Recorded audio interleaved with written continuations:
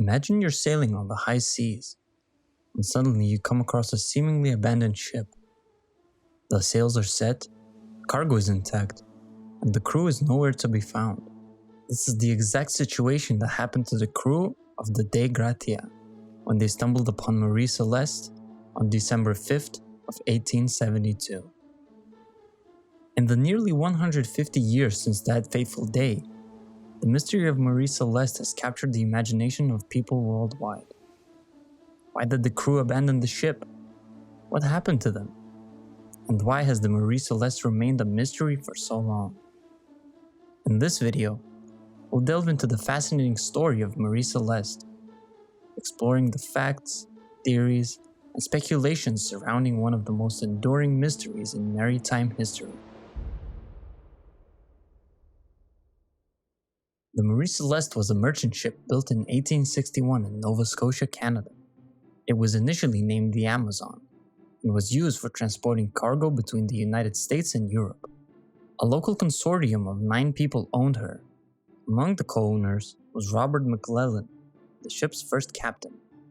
For her maiden voyage in June 1861, Amazon sailed to 5 islands in Nova Scotia to take on a cargo of timber for passage across the Atlantic to London. After supervising the ship's loading, Captain McClellan fell ill, and his condition worsened throughout the journey. The Amazon returned to Spencer's Island, where McClellan died on June 19th. After that, John Nutting Parker took over as captain and resumed the voyage to London, during which Amazon encountered further misadventures. She collided with fishing equipment in the Narrows off Eastport in Maine, and after leaving London, ran into a brig in the English Channel and sank it. Parker remained in command for 2 years, during which Amazon worked mainly in the West Indies trade. In 1863, Parker was succeeded by William Thompson, who remained in control until 1867. And nothing unusual happened in these 4 years. As one of Amazon's crewmates later recalled, "We went to the West Indies, England, and the Mediterranean, what we called the foreign trade. Not a thing unusual happened." In October 1867, Amazon sailed ashore in a storm at Cape Breton Island and was so severely damaged that her owners abandoned her as a wreck. On October 15, Alexander McBean acquired her as a derelict. Within a month, McBean sold the wreck to a local businessman who, in November 1868, sold it to Richard W. Haynes. Haynes paid $1,750 for the wreck and then spent $8,825 restoring it. He made himself her captain, and in December 1868 registered as an American vessel under a new name, Mary Celeste. In October 1869, the ship was seized by Haynes's creditors and sold to a New York consortium headed by James H. Winchester. On October 29, 1872, the consortium comprised James H. Winchester with 6 shares and 2 minor investors with the 1 share apiece, the remaining 4 of 12 shares being held by the ship's new captain, Benjamin Spooner Briggs. Now, before we continue any further, we should talk about the crew and its captain to gain further context of events. Benjamin Briggs was born into a family of sea captains in Wareham, Massachusetts, United States, on April 24, 1835. The family had 5 sons. 4 of the 5 have gone to sea, with 2 becoming captains. Briggs was a devout Christian who read the Bible daily and shared his faith at prayer meetings. In 1862, he married his cousin, Sarah Elizabeth Cobb, and enjoyed a honeymoon aboard his schooner, the Forest King, sailing the Mediterranean. The couple had 2 children, Arthur in 1865 and Sophia Matilda in 1870. By the time Sophia was born, Briggs had established himself as a respected figure in his profession. He considered leaving the sea and going into business with his brother Oliver, but the plan fell through. Instead, they each invested their savings in the share of a ship, with Oliver investing in the boat Julia A. Halleck and Benjamin in the Mary Celeste. In October 1872, Briggs assumed command of the Mary Celeste for her first voyage after an extensive refit in New York, which would take her to Genoa, Italy. He brought his wife and infant daughter along, leaving his school-aged son with his grandmother. Briggs carefully selected the crew for this voyage, including first mate Albert G. Richardson, who had sailed under Briggs before and was married to a niece of Winchester. Second mate, Andrew Gilling, born in New York and of Danish heritage, was about 25 years old. The steward, Edward William Head, had a recommendation from Winchester and had recently married. The 4 general seamen were Germans from the Frisian Islands, brothers Volkert and Bose Lorenzen, Arian Martens, and Gottlieb Gottschall. Later testimonials described them as first-class sailors who were peaceable. Briggs wrote a letter to his mother expressing his satisfactions with the ship and crew shortly before the voyage, and that's when this story took an unexpected turn. On October 20, 1872, Briggs arrived at the Pier 50 on the East River in New York City to supervise loading the ship's cargo of 1,701 barrels of alcohol. His wife and infant daughter joined him a week later. On Sunday, November 3rd, Briggs wrote to his mother that he intended to leave on Tuesday, adding, "Our vessel is in beautiful trim, and I hope we shall have a fine passage." On Tuesday morning, November 5th, Mary Celeste left Pier 50 with Briggs, his wife and daughter, and 7 crew members and moved into the New York harbor. The weather was uncertain, and Briggs decided to wait for better conditions. He anchored the ship off Staten Island, where Sarah used the delay to send a final letter to her mother-in-law. She wrote, "Tell Arthur I make great dependence on the letters I shall get from him, and I will try to remember anything that happens on the voyage which he would be pleased to hear."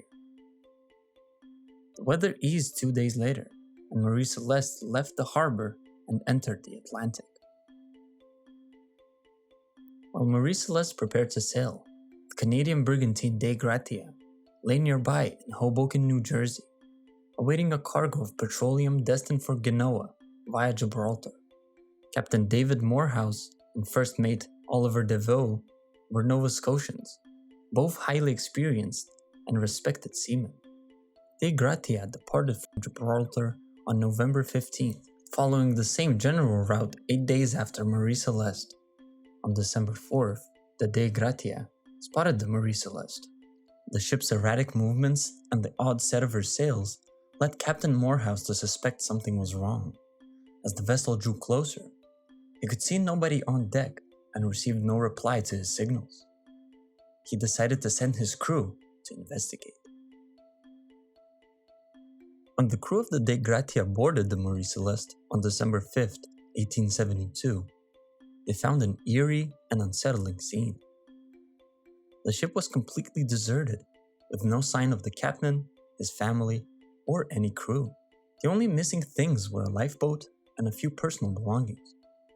Mary Celeste was boarded by 2 crewmates of Dei Gratia, Oliver DeVoe and second mate John Wright, who were ordered to investigate the ship. Upon boarding, they noticed that the sails were partly set and in poor condition, some missing altogether, with the ship's rigging ropes hanging loosely over the sides. As the crew of the Dei Gratia explored the ship, they found that everything was in order. The cargo of denatured alcohol was still on board, and the ship's supplies were intact. The ship's logbook and navigational equipment were also present and appeared to be in order. However, there were a few strange things that the crew of the Dei Gratia noticed. For example, the ship's main hatch was open, and water was in the hold. This was unusual because the hatch would usually be closed to prevent water from entering the ship. There was also some damage done to the ship's rigging, which suggested that there may have been a struggle on board.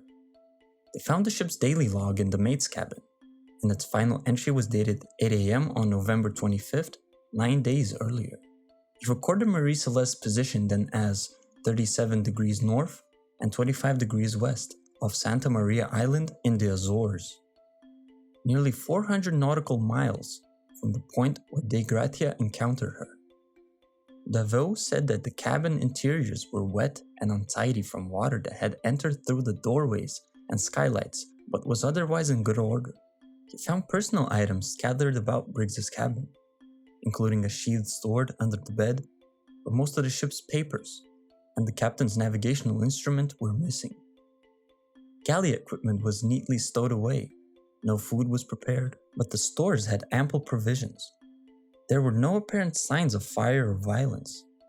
The evidence indicated an orderly departure from the ship using the missing lifeboat. When Oliver DeVoe returned to report the findings of Mary Celeste to Dei Gratia's captain David Morehouse, he decided to bring the derelict into Gibraltar. Under maritime law, a salvor could expect a substantial share of the combined value of rescued vessels and cargo. Captain Morehouse divided Dei Gratia's crew of 8 between the two boats, sending DeVoe and 2 experienced seamen to Mary Celeste, while he and 4 others remained on Dei Gratia. Most of the way to Gibraltar, the weather was relatively calm, but each ship was seriously undercrewed, and the progress was slow. Dei Gratia reached Gibraltar on December 12th. Mary Celeste had encountered fog and arrived the following morning on the 13th. She was immediately impounded by the Vice Admiralty Court to prepare for salvage hearings. All these details added to the mystery of Mary Celeste and sparked a flurry of speculation and theories about what might have happened to the crew. Many theories have been proposed to explain what might have happened to the crew. Some of these theories are most plausible than others, but none can fully account for all the strange details discovered on board. One of the theories, including foul play, was proposed by Frederick Sully Flood, Attorney General of Gibraltar, who was in charge of investigating what happened to Mary Celeste's crew. Despite the lack of evidence supporting Flood's theories of murder and conspiracy, suspicions of foul play continued to linger in the case. Flood and certain newspaper reports briefly entertained the idea of insurance fraud, suggesting that Winchester had deliberately overinsured the ship. However, Winchester was able to refute these allegations, and the insurance companies that issued the policies did not launch any inquiries into the matter. In 1931, an article published in the Quarterly Review proposed an alternative theory, proposing that Morehouse, captain of the Dei Gratia, may have plotted an ambush for the Mary Celeste. The article speculated that Morehouse could have enticed Briggs and his crew to board the Dei Gratia, only to kill them. However, this theory overlooks a crucial fact. The Dei Gratia was a slower ship than the Mary Celeste. The Dei Gratia departed from New York 8 days after the Mary Celeste and would not have been able to catch up with her before she reached Gibraltar. Another theory posits that Briggs and Morehouse were partners in a conspiracy to share the salvage proceedings. Commentators have cited the unsubstantiated friendship between the two captains as making such a plan a plausible explanation. Brian Hicks, a writer of Ghost Ship, a book about Mary Celeste released in 2004, comments that if Morehouse and Briggs had been planning such a scam, they would have not devised such an attention-drawing mystery. He also asks why Briggs left his son Arthur behind if he intended to disappear permanently. One theory is that the crew was attacked by Riffian pirates who were active off the coast of Morocco in the 1870s. This theory is based on the damage to the ship's rigging, which should have suggested a struggle on board. However, pirates would likely have looted the ship, yet the personal possessions of the captain and crew were left undisturbed, some of which had significant value. In 1925, historian John Gilbert Lockhart surmised that Briggs slaughtered all on board and then killed himself in a fit of religious mania. Lockhart later spoke to Briggs's descendants, apologizing, and withdrew this theory in a later edition of his book. Briggs's cousin, Oliver Cobb, had theories about the lifeboat. In Cobb's view, transferring personnel to the lifeboat may have been intended as a temporary safety measure. He speculated from DeVoe's report on the state of the rigging and ropes that the ship's main halyard had been used to attach the lifeboat to the ship, enabling the crew to return on board when the danger had passed. However, Mary Celeste would have sailed away empty if the line had parted, leaving the boat adrift with its occupants. Another writer, Paul Begg, notes how illogical it would be to attach the lifeboat to a vessel that the crew thought was about to explode or sink. Journalist MacDonald Hastings points out that Briggs was an experienced captain and asks whether he would have effected a panicked abandonment. If the Mary Celeste had blown her timbers, she would have still been a better bet for survival than the ship's boat. Arthur M. Putman, a New York insurance appraiser, was a leading investigator in sea mysteries in the early 20th century and wrote a similar lifeboat theory. Putman laid particular stress on the fact that the only single lifeboat was missing from the vessel. He discovered that the rope of the boat was cut, not untied, which indicated when the Mary Celeste was abandoned, it was done quickly. Several times in the ship's log, mentions of ominous rumbling and small explosions from the hold. Cargoes of alcohol naturally give off explosive gas, and these sounds are common. He supposes that one day there was a more intense explosion, and the sailor ventured below deck with a light or lit cigar, which set off the accumulated fumes, causing an explosion violent enough to blow off the top covering of the hatch, which had been found in an unusual position. Putman ends his theory that in a panicked terror, the captain, family, and crew piled into the lone lifeboat, cut the rope, and set out to sea, abandoning the vessel. Commentators generally agree that some extraordinary and alarming circumstances must have arisen to cause the entire crew to abandon a sound and seaworthy ship with ample provisions. DeVille ventured an explanation based on the sounding rod found on deck. He suggested that Briggs left the ship after a false sounding, which gave an impression that the vessel was taking on water rapidly, leading the crew to assume that the ship had taken on more water than she had and was in danger of sinking. Other explanations are the possible appearance of a displaced iceberg.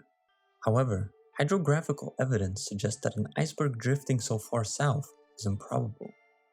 The fear of running aground will be calmed, meaning if a ship with sails is becalmed, it cannot move because there is no wind, and the other ships would have seen it had it been there.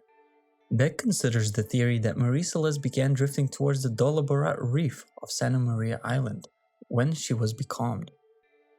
The theory supposes that Briggs feared that his ship would run aground and launch the lifeboat hoping to reach land. The wind could have then picked up and blown Mary Celeste away from the reef while the rising seas swamped and sank the boat with the crew on board. The weakness of this theory is that if the ship had been becalmed, all sails would have been set to catch any available breeze, yet it was found with many of its sails furled. An earthquake on the sea could have caused sufficient turbulence on the surface to damage parts of the Mary Celeste's cargo, thus releasing noxious fumes. Rising fears of an imminent explosion could plausibly have led Briggs to order the ship's abandonment. The displaced hatches suggest that an inspection or an attempted airing had occurred. The New York World of January 24, 1886, drew attention to a case where a vessel carrying alcohol had exploded. The same journal's issue of February 9, 1913, cited a seepage of alcohol through a few faulty barrels as the source of gases that may have caused or threatened an explosion in Mary Celeste's hold. Briggs's cousin, Oliver Cobb, was a strong proponent of this theory as providing a sufficiently alarming scenario. Rumblings from the hold, the smell of escaping fumes, and possibly an explosion, causing Briggs to order the ship's evacuation. In his haste to leave the ship before it exploded, Briggs may have failed to properly secure the lifeboat to the tow line. A sudden breeze could have blown the ship away from the occupants of the yawl, leaving them to succumb to the elements. But the lack of damage from an explosion and the generally good state of the cargo upon discovery tend to weaken this theory. In 2006, chemist Andrea Sella of University College London carried out an experiment for Channel 5 television, the results of which helped revive the explosion theory. Sella built a model of the hold with paper cartons representing the barrels. Using butane gas, he created an explosion that caused a large blast and ball of flame, but contrary to expectation, there was no fire damage within the replica hold. There's also a wild theory that a giant octopus or sea monster attacked the crew. This theory has been popularized in books and movies, but is primarily used as an entertainment theory to attract even more mystery and diverts attention from the actual events of what happened. Despite the many theories put forward over the years, the mystery of Mary Celeste remains unsolved. Likely, We will never know what happened to the crew, but the story of Mary Celeste remains a mystery for now. After the day Gratia towed the Mary Celeste to Gibraltar, an investigation was held to determine what had happened to the crew. There was no evidence of foul play or criminal activity, and the ship's cargo of denatured alcohol was intact.